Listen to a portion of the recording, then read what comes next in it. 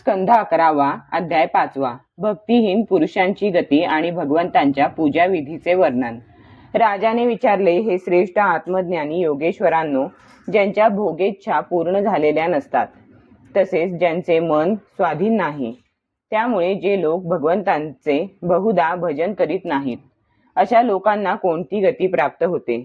चमस म्हणाला, विराट पुरुषाच्या मुखापासून सत्वप्रधान ब्राह्मण, भुजांपासून सत्व रजप्रधान क्षत्रिय, मांड्यांपासून रज तम प्रधान वैश्य आणि चरणांपासून तमप्रधान शूद्र, अशी गुणांनुसार 4 वर्णांची उत्पत्ती झाली आहे। तसेच त्यांच्याच मांड्यांपासून गृहस्थाश्रम, हृदयापासून ब्रह्मचर्य, वक्षस्थळापासून वानप्रस्थ आणि मस्तकापासून संन्यास हे 4 आश्रम उत्पन्न झाले आहेत। जे लोक प्रत्यक्ष आपला पिता असणाऱ्या भगवंतांचे भजन करीत नाहीत, उलट त्यांचा अनादर करतात, ते वर्णाश्रमापासून च्युत होऊन अधोगतीला जातात। पुष्कळशा स्त्रिया आणि क्षुद्र इत्यादी भगवंतांच्या कथा आणि त्यांचे नाम संकीर्तन इत्यादींना दुरावले आहेत। आपल्यासारख्यांनी त्यांना कथा कीर्तनाची सोय उपलब्ध करून देऊन त्यांच्यावर दया करावी। ब्राह्मण, क्षत्रिय आणि वैश्य जन्माने वेदाध्ययनाचे तसेच उपनयनादी संस्कारांनी भगवंतांच्या चरणांपर्यंत जाऊन पोहोचले आहेत, तरी सुद्धा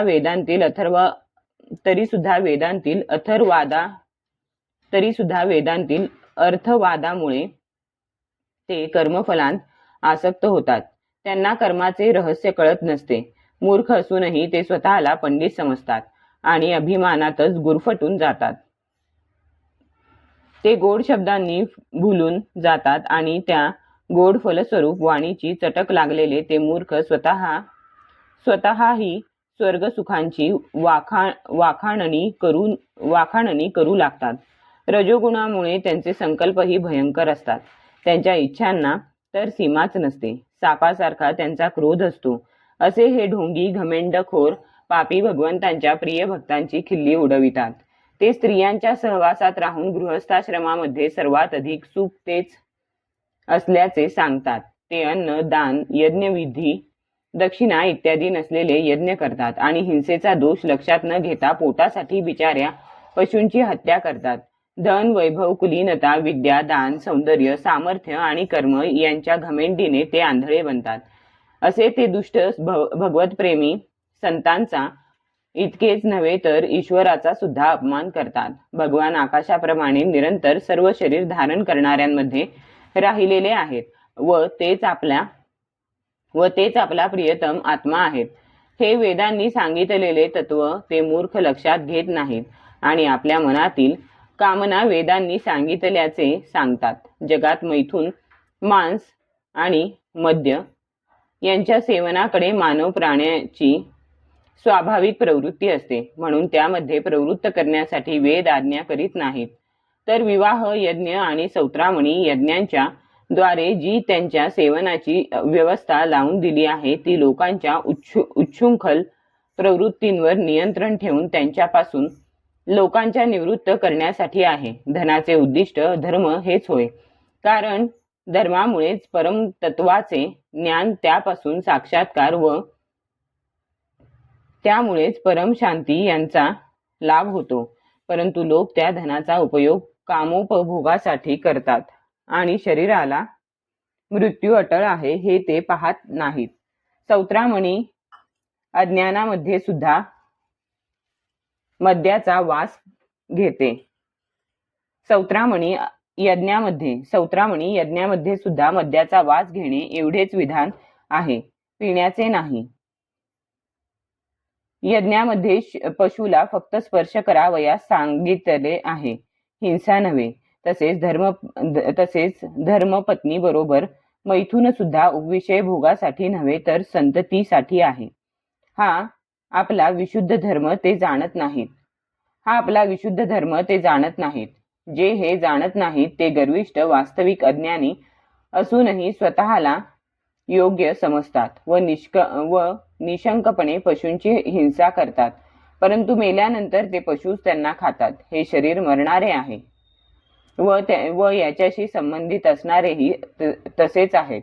तरीही जे लोक फक्त आपल्या शरीरावर प्रेम करून दुसऱ्या शरीरात राहणाराही आपलाच आत्मा सर्वशक्तिमान श्रीहरीच आहे हे न कळून त्यांचा द्वेष करतात, म्हणून त्यांचा अधपात होतो. ज्या लोकांनी मोक्ष प्राप्त करून घेतला नाही आणि जे पूर्ण अज्ञानी सुद्धा नाहीत, ते धर्म, अर्थ, काम या 3 पुरुषार्थांनाच महत्त्व देतात. त्यामुळे क्षणभरही त्यांना शांती मिळत नाही. ते आत्मघातकीच होत. अज्ञानालाच ज्ञान मानणाऱ्या या आत्मघातकी लोकांना कधीच शांती मिळत नाही. काळाने ज्यांचे मनोरथ धुळीला मिळवले आहेत असे हे लोक कृतकृत्य न होताच नाश पावतात. जे लोक भगवंतांना विन्मुख झाले आहेत ते अत्यंत परिश्रम करून मिळविलेली घर, पुत्र, मित्र आणि धनसंपत्ती सोडून देऊन शेवटी नाईलाजाने घोर नरकात जाऊन पडतात. राजाने म्हटले, भगवान कोणत्या वेळी कोणता रंग व कोणता आकार धारण करतात आणि माणसे त्यांची कोणत्या नावांनी आणि विधींनी उपासना करतात ते आपण सांगावे. करभाजन म्हणाला, सत्य, त्रेता, द्वापार आणि कली अशी 4 युगे आहेत. या युगांमध्ये भगवंतांचे वेगवेगळे रंग, नामे आणि आकृती असतात. तसेच वेगवेगळ्या विधींनी त्यांची पूजा केली जाते. सत्ययुगामध्ये भगवंतांचा रंग शुभ्र असतो. त्यांना 4 हात आणि मस्तकावर जटा असतात. ते वल्कले नेसतात. तसेच कृष्णाजीन यज्ञोपवीत रुद्राक्षांची माळ, दंड आणि कमंडलू धारण करतात. त्या युगातील माणसे शांत, वैरभाव न बाळगणारी, सर्वांचे हित चिंतिणारी आणि समदर्शी असतात. इंद्रिये आणि मन ताब्यात ठेवून ती तपश्चर्येने देवाची आराधना करतात. त्या युगात हंस, सुपर्ण, वैकुंठ, धर्म, योगेश्वर, अमल, ईश्वर, पुरुष, अव्यक्त आणि परमात्मा ही त्यांची नावे असतात. त्रेतायुगामध्ये भगवंतांचा रंग लाल असतो. त्यांना 4 हात असतात. ते 3 मेखला धारण करतात. त्यांचे केस सुवर्णासारखे असतात. ते वेदांनी प्रतिपादन केलेल्या यज्ञाच्या रूपात राहून स्त्रुक, स्त्रुवा इत्यादी यज्ञपात्रे धारण करतात. त्या युगातील माणसे धर्मावर निष्ठा ठेवणारी आणि वेदांचे अध्यापन करणारी असतात. ऋग्वेद, यजुर्वेद आणि सामवेद रूप वेदत्रयीच्या द्वारे ते सर्व देव स्वरूप भगवान श्रीहरींची आराधना करतात. त्रेतायुगामध्ये त्यांना विष्णू, यज्ञ, पृष्णिगर्भ, सर्वदेव, उरुक्रम, वृषाकपी, जयंत आणि उरुगाय या नावांनी संबोधतात. त्रेतायुगामध्ये त्यांना विष्णू, यज्ञ, पृष्णिगर्भ, सर्वदेव, उरुक्रम, वृषाकपी, जयंत आणि उरुगाय या नावांनी संबोधतात. द्वापार युगात भगवंतांचा रंग सावळा असतो. ते पितांबर धारण करतात. शंख, चक्र, गदा, पद्म ही स्वतःची आयुधे त्यांच्या हातात असतात. वक्षस्थळावरील श्रीवत्स इत्यादी चिन्हे आणि कौस्तुभमणी इत्यादी लक्षणांनी ते ओळखले जातात. राजन, त्यावेळी जिज्ञासू माणसे राजचिन्हांनी युक्त अशा त्या परमपुरुषाची वैदिक आणि तांत्रिक विधींनी आराधना करतात. ते म्हणतात, वासुदेव, संकर्षण, प्रद्युम्न आणि अनिरुद्ध या चतुर्व्यूह रूपात असणाऱ्या आपणास आम्ही नमस्कार करतो. ऋषी, नारायण, महात्मा, नर, विश्वेश्वर, विश्वरूप आणि सर्वभूतात्मा अशा भगवंतांना नमस्कार असो. राजन, अशा प्रकारे द्वापार युगातील लोक जगदीश्वराची स्तुती करतात. आता कलियुगामध्ये अनेक तंत्रांच्या पद्धतींनी भगवंतांची जशी पूजा केली जाते त्याचे वर्णन ऐक. कलियुगामध्ये भगवंतांचा श्रीकृष्ण वर्ण असतो. इंद्रनील रत्नाप्रमाणे त्यांच्या अंगाची कांती उज्ज्वल असते. ते हृदय इत्यादी अंगे, कौस्तुभ इत्यादी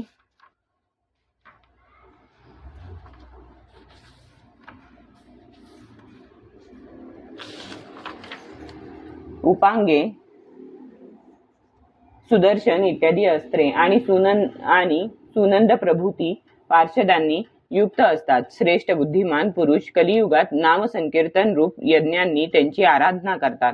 ते लोक अशी स्तुती करतात, हे शरणागत रक्षका, आपले चरणारविंद सर्वदा ध्यान करण्यायोग्य, सांसारिक संकटांचा नाश करणारे, भक्तांचे मनोरथ पूर्ण करणारे असे आहेत. ते तीर्थस्वरूप आहेत. शिव, ब्रह्मदेव इत्यादी त्यांची स्तुती करतात. शरण जाण्यास योग्य सेवकांच्या सर्व विपत्तींचा नाश करणारी व संसार सागर पार करून नेणारी ती नौका आहे.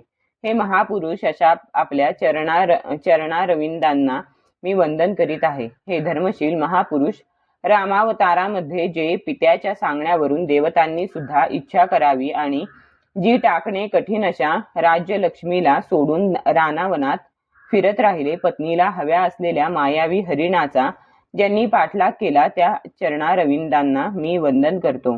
राजन, निरनिराळ्या युगांतील लोक याप्रमाणे आपापल्या युगानुरूप नामरूपांनी भगवंतांची आराधना करतात, कारण सर्व पुरुषार्थाचे स्वामी श्रीहरीच आहेत. कलियुगामध्ये केवळ संकीर्तनानेच सगळे मनोरथ पूर्ण होतात. म्हणून या युगाचा हा गुण जाणणारे सारग्राही श्रेष्ठ पुरुष कलियुगाची अतिशय प्रशंसा करतात. संसार चक्रामध्ये फिरणाऱ्या माणसांना भगवंतांच्या नामसंकीर्तनापेक्षा अधिक दुसरा लाभ नाही, कारण त्यामुळेच त्यांच्या संसाराचा नाश होऊन त्यांना परमशांतीचा अनुभव येतो. राजन, सत्य, त्रेता आणि द्वापार या युगांतील प्रजेला असे वाटते की आपला जन्म कलियुगात व्हावा, कारण कलियुगात काही ठिकाणी भगवतपरायण भक्त जन्माला येतील. म्हणून महाराज, कलियुगात द्रविड देशामध्ये पुष्कळ असे भक्त होतील. तेथे ताम्रपर्णी, कृतमाला, पयस्विनी, परम पवित्र कावेरी, महानदी आणि प्रतीची नावाच्या नद्या वाहतात. राजन, जे लोक या नद्यांचे पाणी पितात त्यांचे अंतःकरण शुद्ध होते आणि ते बहुधा भगवान वासुदेवांचे भक्त होतात. राजन, जो कर्तृभाव सोडून सर्वात्मभावाने शरणागतवत्सल भगवान मुकुंदांना शरण जातो, तो देव, ऋषी, भूत, कुटुंबीय, अतिथी व पितर यांच्या ऋणातून मुक्त होतो. तो कोणाचाही सेवक किंवा कोणाच्याही ऋणात राहत नाही. जो भक्त आपल्या प्रियतम भगवंतांच्या चरणकमलांचे अनन्य भावाने भजन करतो, त्याच्याकडून चुकून एखादे पापकर्म घडले तरी त्याच्या हृदयात असलेले परमपुरुष श्रीहरी ते सगळे धुवून टाकतात. नारद म्हणतात, असे हे भागवत धर्म ऐकून मिथिला नरेश संतुष्ट झाला. त्याने आपल्या आचार्यांना घेऊन त्या 9 जयंती पुत्रांची पूजा केली. यानंतर सर्वांच्या देखतच ते सिद्ध अंतर्धान पावले. निमीने त्यांच्याकडून ऐकलेल्या भागवत धर्माचे आचरण केले आणि परमगती प्राप्त करून घेतली. हे वसुदेवा, तूही ऐकलेल्या या भागवत धर्माचे जर श्रद्धेने आचरण करशील तर शेवटी सर्व आसक्तींपासून मुक्त होऊन भगवंतांचे परमपद प्राप्त करून घेशील. तुम्ही दाम्पत्याच्या कीर्तीने सर्व जग भरून गेले आहे, कारण सर्व शक्तिमान भगवान श्रीकृष्ण तुमचे पुत्र झाले आहेत.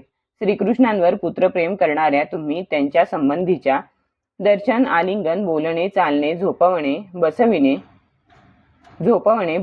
जेवू घालणे इत्यादींद्वारा आपले हृदय शुद्ध करून घेतले आहे. शिशुपाल, पौंड्रक, शाल्व इत्यादी राजांनी वैरभावाने का असेना श्रीकृष्णांचे चालणे, लीलाविलास पाहणे इत्यादींचे झोपता बसताना चिंतन केले होते आणि त्या योगे त्यांची वृत्ती श्रीकृष्णाकार झाली. त्यामुळे ते सारूप्य मुक्तीचे अधिकारी झाले. तर मग जे लोक अनन्य प्रेमभावाने त्यांचे चिंतन करतात त्यांच्याविषयी काय बोलावे. श्रीकृष्णांना तुम्ही फक्त तुमचा पुत्र समजू नका. ते सर्वात्मा, सर्वेश्वर, सर्व कारणांच्या पलीकडचे आणि अविनाशी आहेत.